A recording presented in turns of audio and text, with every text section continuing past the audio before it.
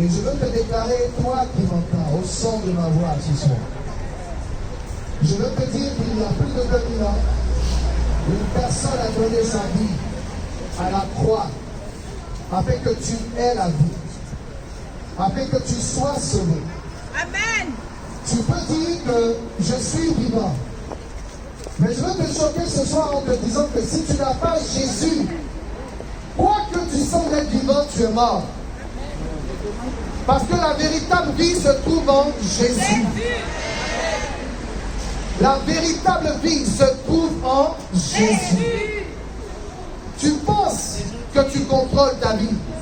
Tu penses que tu organises ta vie comme tu le veux. Mais tu dois savoir que sur la terre, il y a deux options après la mort. Soit vivre avec Dieu dans l'éternité céleste, soit malheureusement mourir de la deuxième mort. Mais le Seigneur nous a envoyé aujourd'hui, cet après-midi, afin qu'une opportunité de salut te soit donnée. Et cette opportunité de salut, c'est que tu rencontres l'amour de Jésus. Cette opportunité de salut, c'est que tu changes ton style de vie pour donner ton cœur à Jésus. Alléluia. Jésus a donné sa vie afin que tu aies la vie. À la croix du calvaire, il a supporté les coups. Il a supporté une couronne d'épines. Dieu l'a envoyé sur terre. Il est le don de Dieu. La Bible dit en Jean 3, verset 16, car Dieu a tant aimé le monde qu'il a donné son Fils unique, afin que quiconque croit en lui ne périsse point. Aujourd'hui, tu m'écoutes.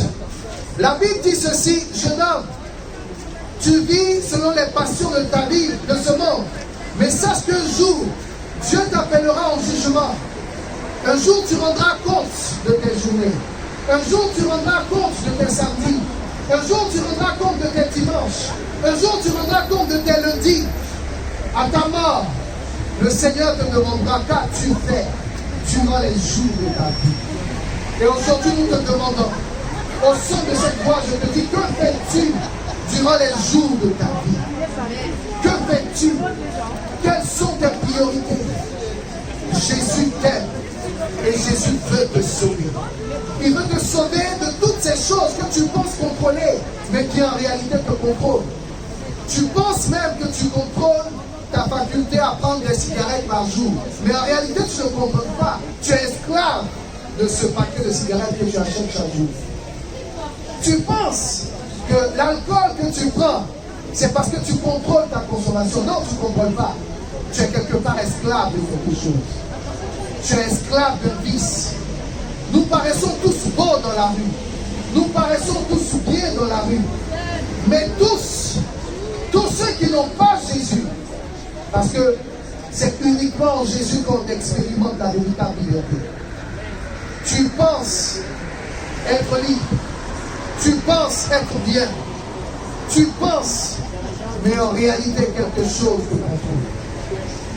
Et notre passage aujourd'hui n'est pas vain. Le Seigneur nous envoie pour t'interpeller, les amis. Alléluia. Tu es esclave de quelque chose qui te fatigue. Tu es esclave d'une domination qui te fatigue. Et aujourd'hui, Jésus veut te donner la vie. Peut-être que toi qui passes, tu m'écoutes. Peut-être qu'avec tes amis, tu fais mine d'avoir une vie heureuse. Tu fais mine que tout va bien. Mais lorsque tu te retrouves seul, sans ses amis, sans ce bar où tu aurais peut-être eu l'opportunité de prendre cet alcool, dans le fond de ton cœur, tu te retrouves seul. Et peut-être que des pensées de suicide alimentent ton cœur. Cela signifie et cela montre qu'il y a quelque chose qui tient ta vie. Il y a quelque chose, il y a une joie que tu n'as pas. Il y a une paix que tu n'as pas. Et je veux te dire que Jésus est celui dont tu as besoin. Jésus est le remède de ta vie. Parce que cette solitude, il n'y a aucun comprimé vendu à la pharmacie qui pourra répondre à la profondeur de la solitude et de la tristesse que tu ressens. Il n'y a aucun comprimé qui pourra te délivrer de ces vices qui te fatiguent. Parce que je veux te dire ceci, l'être humain est composé de 3 parties, l'esprit, l'âme et le corps. Tu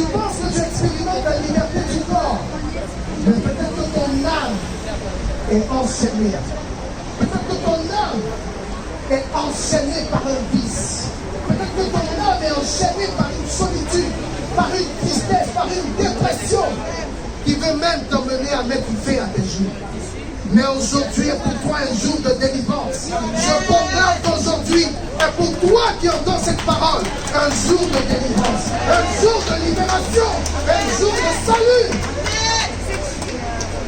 Parce que je te promets que peut-être que tu passes, mais cette parole qui est semée retentira dans ton cœur cette nuit. Et le Seigneur te prommet. Il te dira, c'est maintenant le moment. Donne ton cœur, donne ta vie à Jésus. Tu as lutté seul, tu as combattu seul ce lien, tu as combattu seul ce vice, tu as combattu seul cette dépression, tu as combattu seul cette oppression. Mais maintenant, il y a une personne. La Bible dit que le Fils de l'homme est paru afin de mettre fin aux œuvres des ténèbres. Et Jésus est venu afin de t'apporter la véritable liberté. Celle qu'aucun comprimé ne pourra te donner. Celle qu'aucun docteur ne pourra te donner. Aucun docteur ne pourra te prescrire un médicament qui te donnera réellement la paix. Mais Jésus peut te donner la paix. Et Jésus veut te donner la paix. On m'a raconté un jour l'histoire. On m'a raconté un jour une histoire qui ressemble à l'histoire des hommes. Il y avait un jour, dans un immeuble, il y a eu l'incendie qui s'est déclenché. Et cet incendie a ravagé presque tout l'immeuble. Et il y a une mère qui savait qu'elle avait sa fille dans l'immeuble. Et cette mère a bravé le feu. Elle est montée jusqu'à l'appartement. Et elle a pris son enfant. Elle l'a emmailloté. De sorte à ce que les brûlures la touchaient elle. Mais sa fille avait été protégée. Mais le problème, c'est que lorsqu'elle sauvait sa fille, le feu l'a défigurée. Elle était devenue méconnaissable. Et elle-même, elle avait honte de son apparence vis-à-vis de sa fille. Elle a fait adopter la fille. Elle a fait adopter l'enfant. Et des années plus tard, la fille est devenue adulte. À l'âge de 20 ans, 22 ans, la fille était à l'université.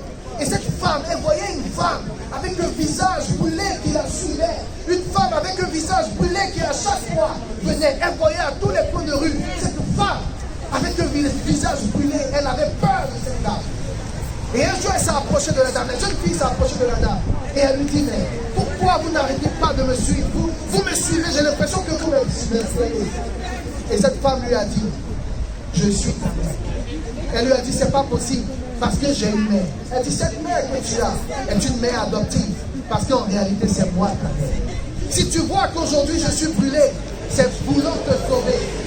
C'est parce que j'ai voulu te sauver que les flammes ne m'ayant pas épargné, j'ai le visage défait. Mais c'est en réalité moi, ta véritable mère. Alléluia. Et c'est aussi ça l'histoire des hommes. Aujourd'hui, les hommes ont honte de Dieu. Aujourd'hui, les hommes fuient Dieu. On a l'impression qu'on fuit Jésus. Mais ce Jésus qui a reçu des coups, ce Jésus dont la main a été pointée sur une croix, il l'a fait pour nous. Je te prie, ce soir, si tu entends ma voix, ouvre ton cœur à Jésus. N'aie pas honte de Jésus. N'aie pas honte de Jésus. C'est pour toi qu'il a été brûlé. C'est pour toi qu'il a donné sa vie. C'est pour toi que son souffle de vie a été donné sur cette croix à Golgotha. Je sais que tu es peut-être de passage. Tu te dis, j'ai même pas besoin de m'arrêter. Mais bien aimé, ma parole touche ton cœur aujourd'hui. Cette parole touche ta vie aujourd'hui. Cette parole pénètre ton cœur aujourd'hui, parce que l'heure est venue pour que tu fasses la paix avec Jésus. Toi qui entends ma voix, que tu sois dans la voiture, que tu sois en train de passer, que tu sois dans ton immeuble, peu importe où tu entends, parce que je sais que ce n'est pas l'écho de cet amplificateur qui donne le son, mais il y a un son spirituel qui se fait retentir et qui te trouve là où tu es. Je veux te dire, le temps est venu. Le temps est venu, il y a quelqu'un qui veut mettre fin à tes souffrances. Le temps est venu, il y a quelqu'un qui veut te libérer. Le temps est venu, il y a quelqu'un qui veut te sauver. Donne ta vie à Jésus et tu auras la paix. Donne ta vie à Jésus et tu auras la véritable liberté. La drogue ne donne pas la liberté. La drogue ne donne pas la liberté. L'alcool ne donne pas la liberté. Mais Jésus donne la vie et il la donne gratuitement. Tu ne trouves pas paradoxe que quelque chose qui est censé te donner une liberté, tu sois obligé de dépenser ton argent, de dépenser ton économie pour acheter l'alcool, la drogue, qui te donne même rien au final. Jésus te donne la vie et cette vie, il te la donne gratuitement. Est-ce qu'on peut le dire ensemble? Jésus te donne la vie. Jésus te donne la vie. Jésus te donne la vie. Tu n'as rien à payer. Tu n'as pas à aller dans un endroit. Il te donne la vie gratuitement. Que Dieu te bénisse. Que Dieu te bénisse.